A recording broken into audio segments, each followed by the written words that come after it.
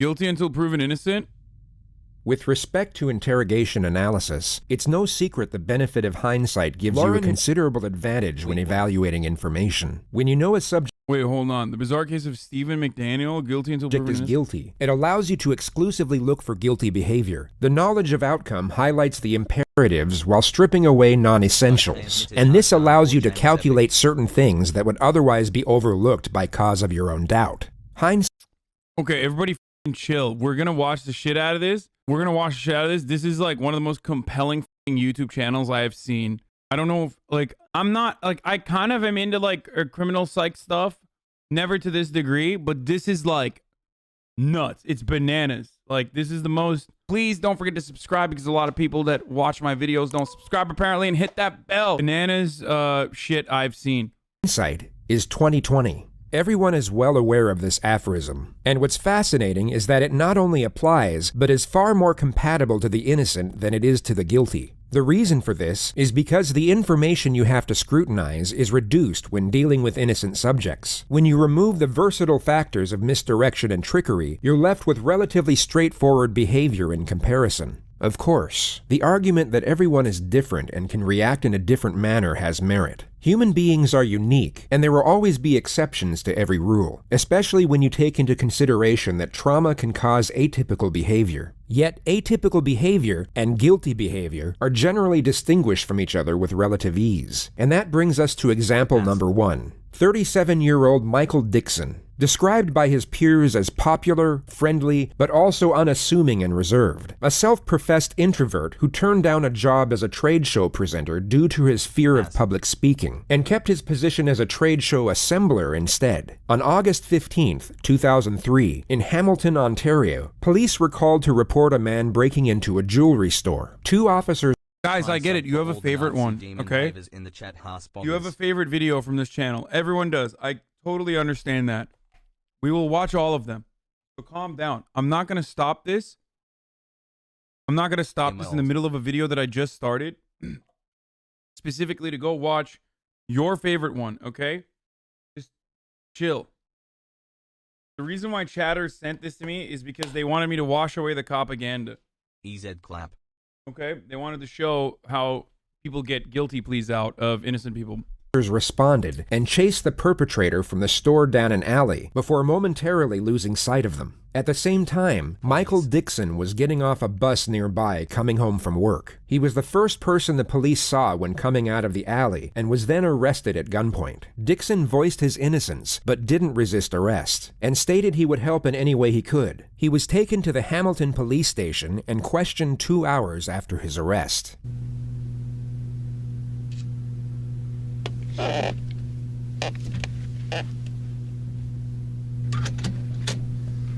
Sorry to keep you waiting, Michael. It's okay.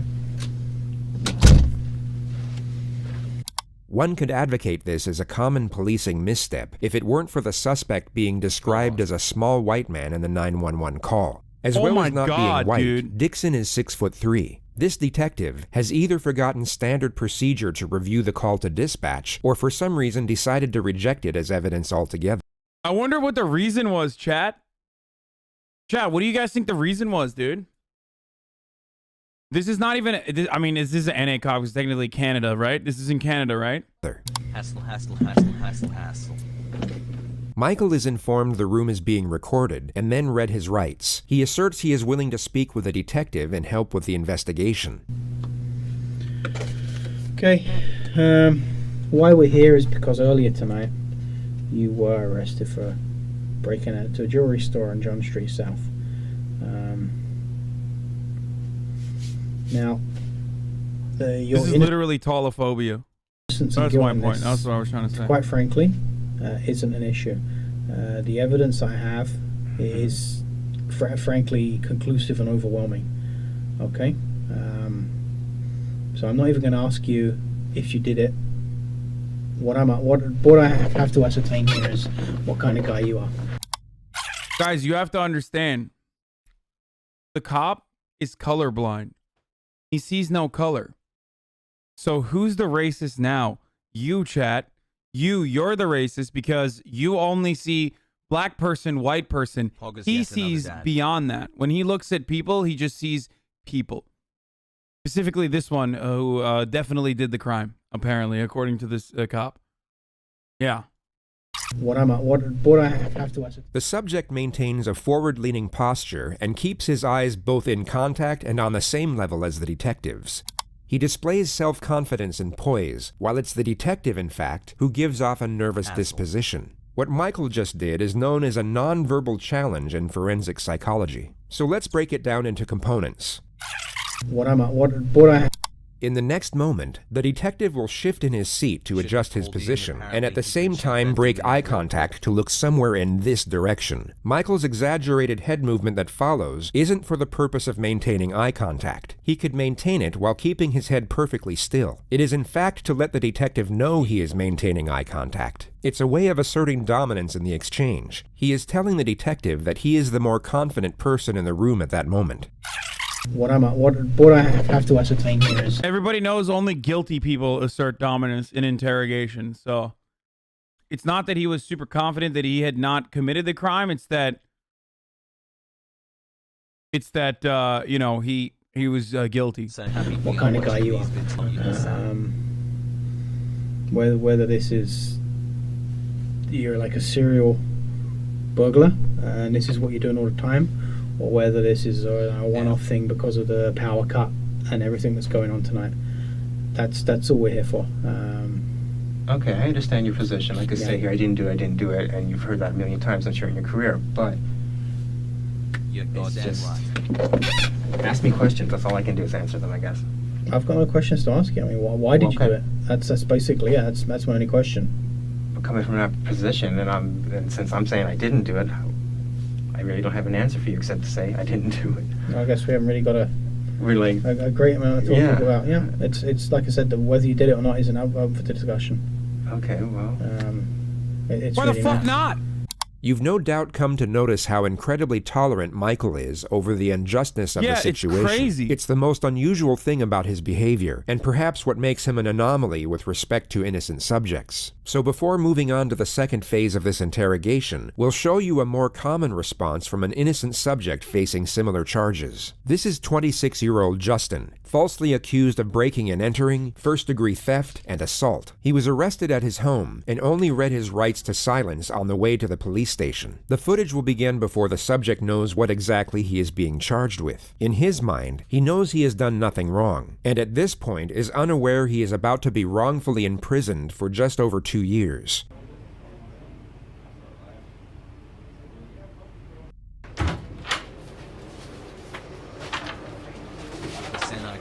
Your social media plugs easily enough. Can you make them bigger?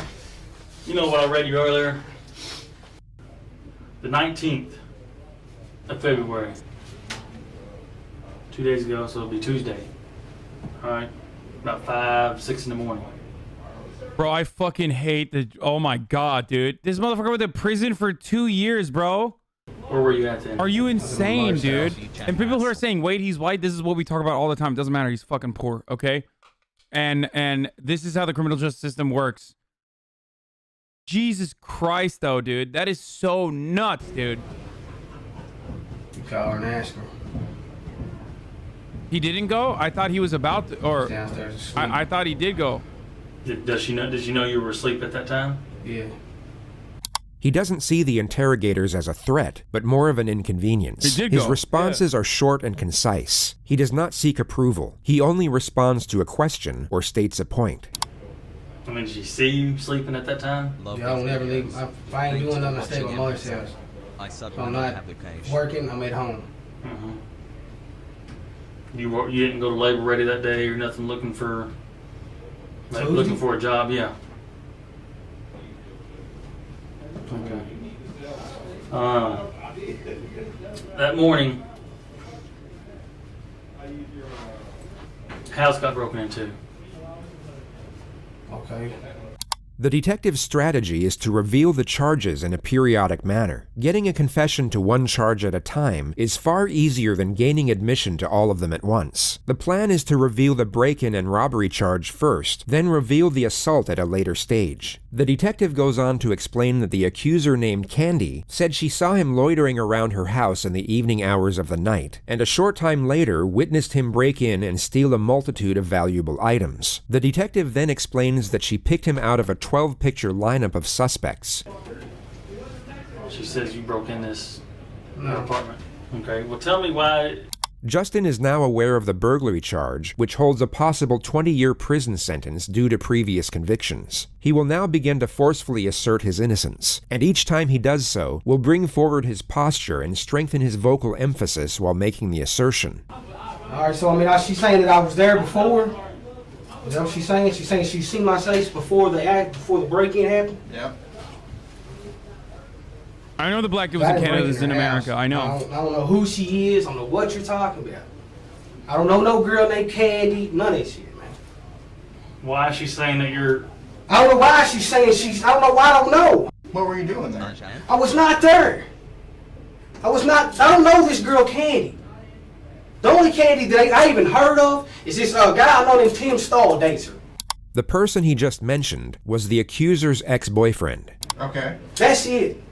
How do you know Tim Stoll? I grew up with the dude, man. The accuser's testimony was later picked apart in court. She was caught lying on the stand multiple times, and Justin was exonerated. He was proven innocent not just beyond all reasonable doubt, but essentially beyond all doubt. The last thing I heard about them two, she had him arrested for domestic violence. That's all I know about this girl Candy. I ain't never went in that girl's house, none of that shit. I didn't do that shit. As God is my fucking witness, I did not do it.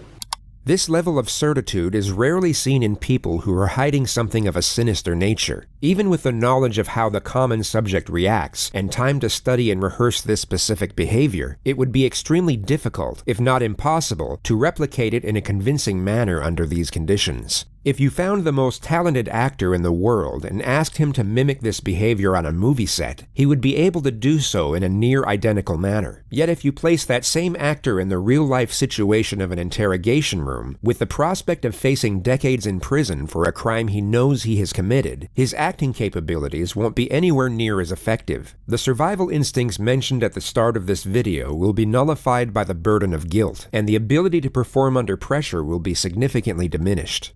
But to set aside behavior analysis for just a moment, focus solely on this image. Most of you watching at this point will get a sense of integrity from this picture alone, that the subject is both honest and confident in what he is saying, but still uncertain as to what the detectives are thinking or going to do, a mixture of sincerity and fear.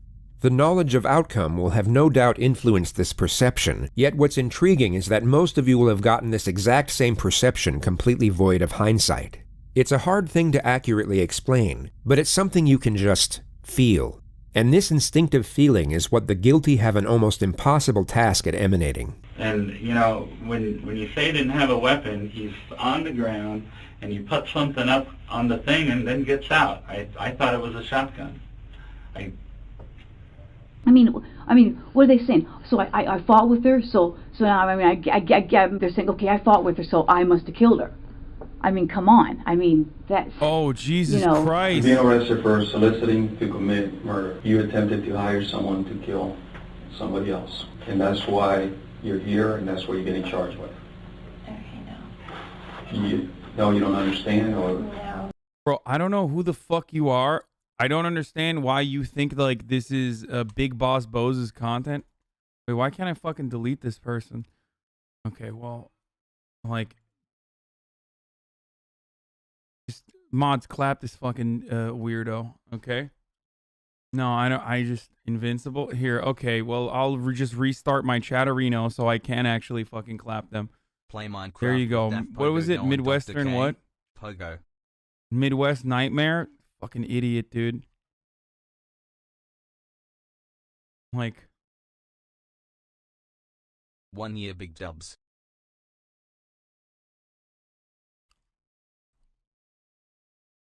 Simp Andy over here got fucking pumpstered for Yeah, there you go. Well, I mean, let me unban.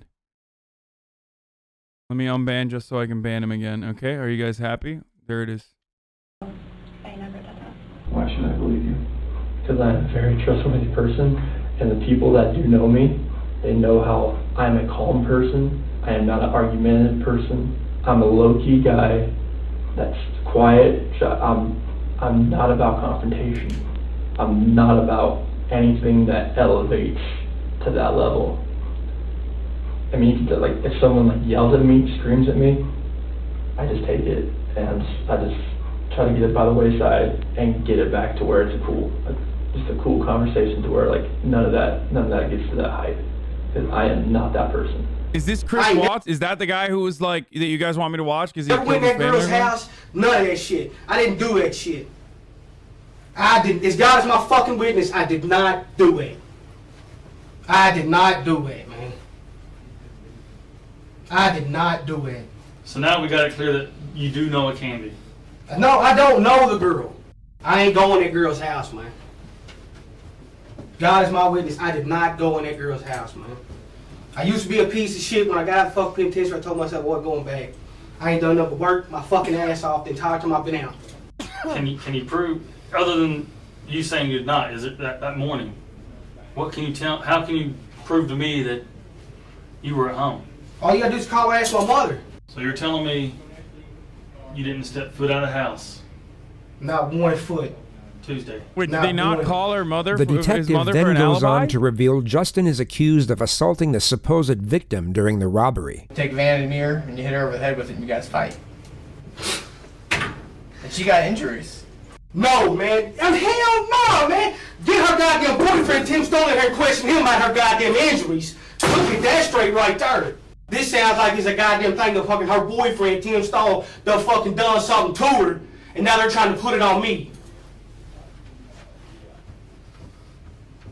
I know that's what the fuck this is. And look, I mean, to be fair, if I was a cop, I'd be like, why are you trying to solve my case for me? You know what I mean? I'd be a fucking, I feel like cops at this point, like he's being combative, he's being aggressive. They literally already like think that, they probably already think that he's like wrong because they're now annoyed. We all know how fucking cops are. We all know how cops are to begin with. Like, they get really fucking extra when they feel like their authority is being questioned. You know what I mean? It's a big part of like. Hasan, you become pro cop. Stop. No, I'm not saying they're. How is anything I said pro cop? I'm literally saying they act out of like unreasonable. They act out in like unreasonable ways when they feel like their authority is being questioned. That's not a good thing. That's a bad thing.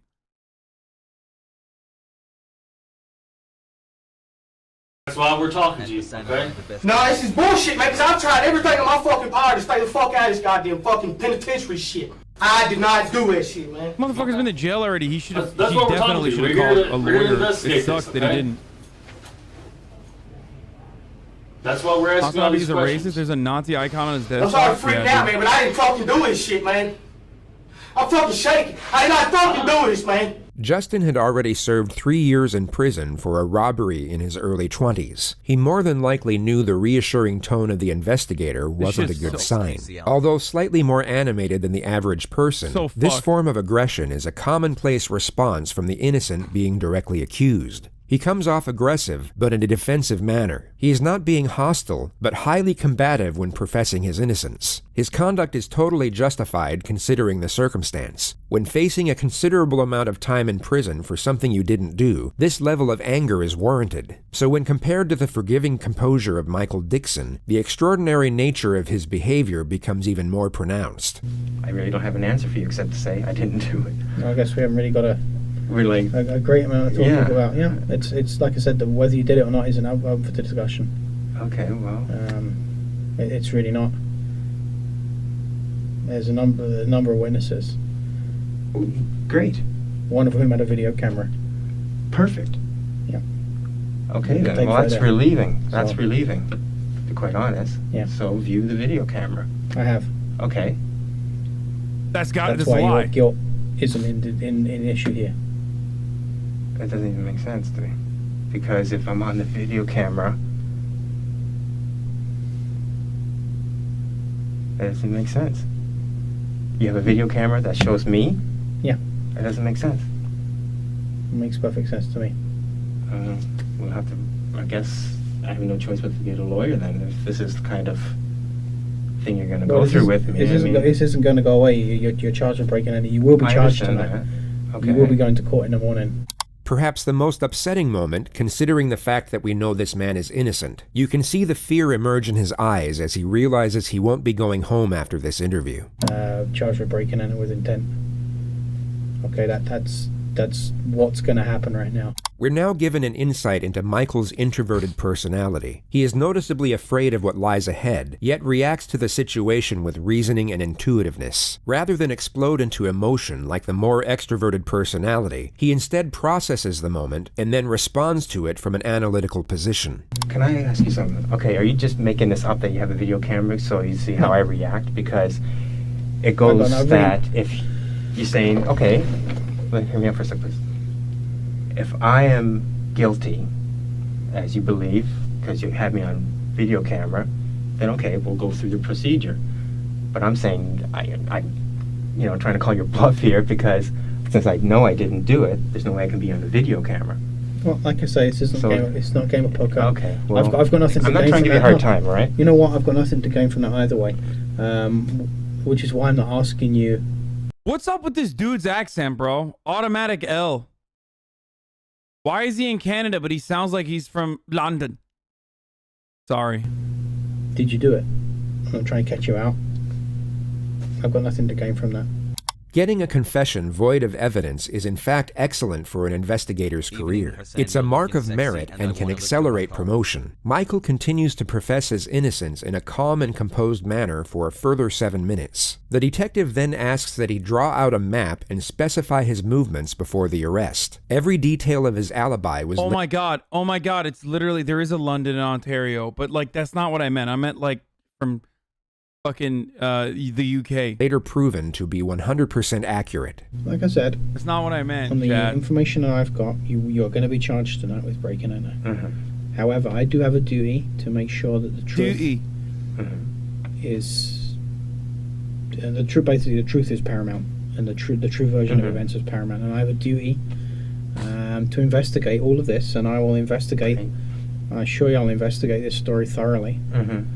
And hopefully I'll be able to find something here which will either prove or disprove what we've discussed tonight. Okay. Problem is the speed at which this is going. You know, like when I was on the ground, I was saying, go quickly to the terminal. I have like 6 or so guys around me. You know, like talk to the bus driver. You know, like I can't comment on things that haven't been seen, unfortunately. But now I'm left hanging, right? Now I'm looking at this. I mean, this is basically on the evidence I've got. This is the only course of events that can take place right now. But I will certainly make sure that this is looked into thoroughly. I can give you my word on that. That's my duty. That's what I have to do. Okay, I trust you will. I mean, you already asked for a lawyer. Anything beyond this point is just him like work at 8 a.m.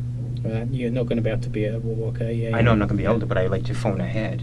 I can arrange that you get the phone call to let someone know that you're not going to be at a place. Yeah. So I'm hanging out in that room till 10. No, we'll be taking you downstairs to a larger custody facility which you have downstairs. Sounds lovely. Well, it's not the most pleasant place in the world, but it's only for a few hours. Okay.